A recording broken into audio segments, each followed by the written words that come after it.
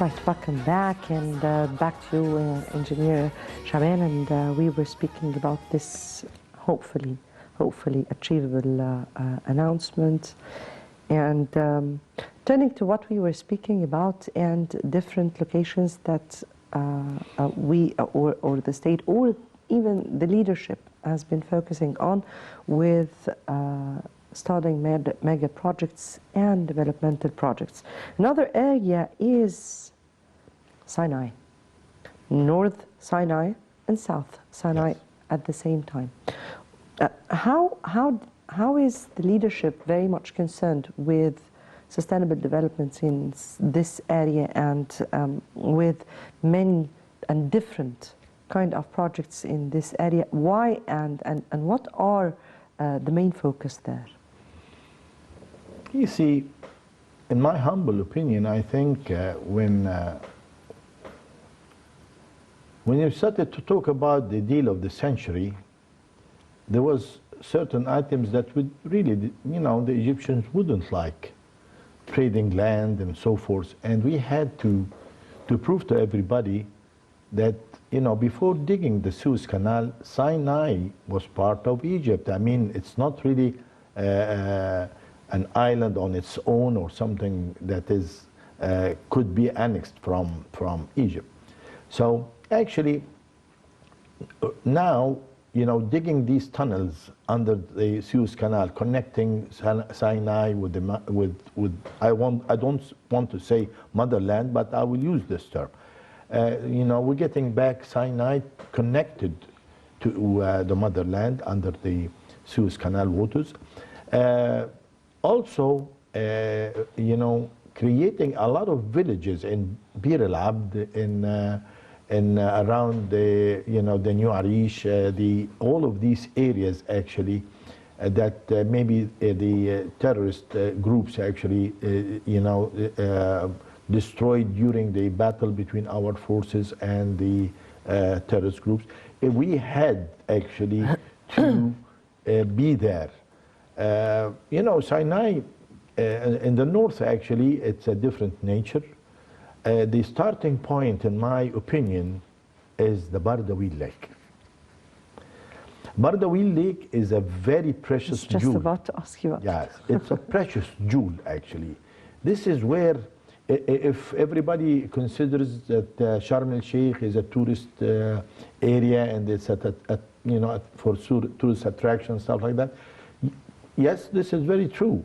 But again, the Bardawil Lake is an industrial attraction, because the Bardawil Lake is a natural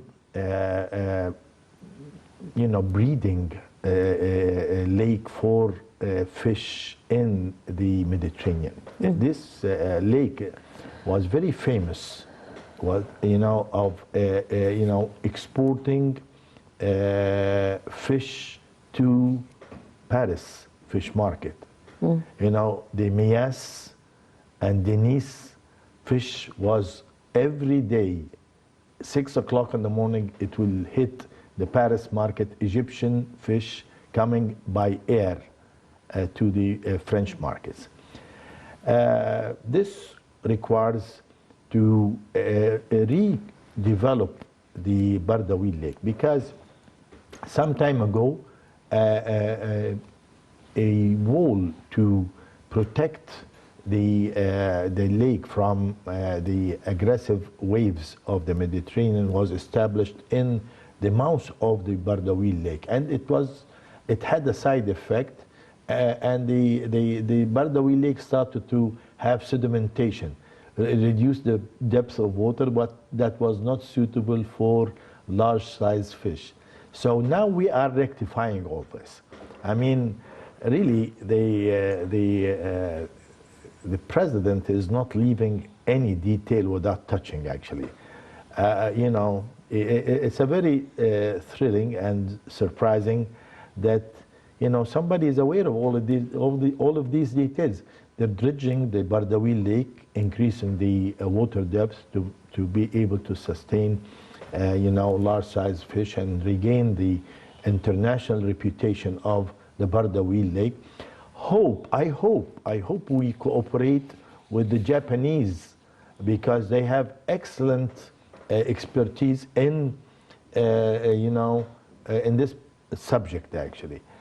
Growing seaweeds is very important to increase the amount of oxygen in this particular lake. But if we put the right weeds, we might be able to harvest these weeds and export them to Japan because it is eatable. So we need to be smart. Also, adjacent to the Bardawil Lake, we could have the largest manufacturing area for salt. Salt is an excellent product in Sinai, in Safia, in the south of Arish. There is a port actually being used, right, or it's have been used in the past for, to export salt to Europe. This is the season where Europe actually start buying Egyptian salt to use it before the rain and spread it over highways to prevent the rain from turning to ice and become a slippery surface over highways to, that causes problems for cars actually, speedy cars. So Sinai is, I think, could be the largest salt production area in the whole world. In the past, Japan, before 1967, Japan used to, import salt from us. All the Japanese ships coming from Europe empty after they empty their cargo, going back home to Japan, they used to load salt back to Japan. But after the Suez Canal was shut down during the Six-Day War in 1967, Japan established large areas to produce salt in Australia, unfortunately. But if we're smart enough, we might be able to invite them again to be able to cooperate with us and develop these areas in the south of Bardawil, because it's a very promising area. I guess we're smart enough, and I guess that will be put into considerations. Since we're speaking about agriculture, then, as you said, respectively, that the President is always keen to follow up himself with the developments of all projects that are ongoing. And here the President has always stressed on the importance of developing national programs to provide the best solutions to challenging facing the agricultural sector and to link agricultural production with related industries. How far did you see that in deeds, and how important has, or the importance the state has given to this sector so far, and exactly what are the challenges that if we really focus on this particular sector, we will be able to manage? I think the number one crop that has something to do with industry is, of course, cotton. Due to the fact that, that the Egyptian factories in Mahalla and Kafr al-Dawar and all these areas were not really renovated, and they became obsolete. But right now we're upgrading this industry, and allocating a large budget for renovating the equipment in this industry. This requires a new type of a relationship between the farmer and these factories. It's a contractual. Actually, these factories and these companies that produces, the weaving and spinning factories require to contract with the farmers ahead of growing the crop. So, maybe the farmer will take a down payment to encourage him and help him to, spend money and grow cotton again. These factories actually were built in the heart of the Delta, which is really the most suitable area for our Egyptian cotton. We need to really remarket the Egyptian cotton worldwide, to regain our reputation that we used to have. You know, I don't want to say that we're coming behind countries that started growing cotton recently, like Burkina Faso. They're #1 in Africa today in producing cotton. And we really, you know, we have the expertise. We need to actually improve the relation between the farmers and regain their trust, and, you know, and encourage them to start again growing cotton as #1 crop in Egypt. This is our the white gold. It is. It was. It was. It was. And we need to facilitate some very few things for this industry, and then Actually, I like to see the new areas actually use, as I said, new crops and establish new, you know, industries like producing sugar instead of just depending on sugar cane. I would like also to see, you know, drying fruits industry using solar energy, you know, solar panels to dry fruits without really, you know, it's a modern way of drying fruits, and this is a good industry actually to dry fruits. Anyway, the whole thing is wide open actually for ideas. I think if we were smart enough and connect our development and reclamation programs with the market requirements, it will be very beneficial from us. very much indeed. Another area, and I only have a few minutes left for me here, is energy.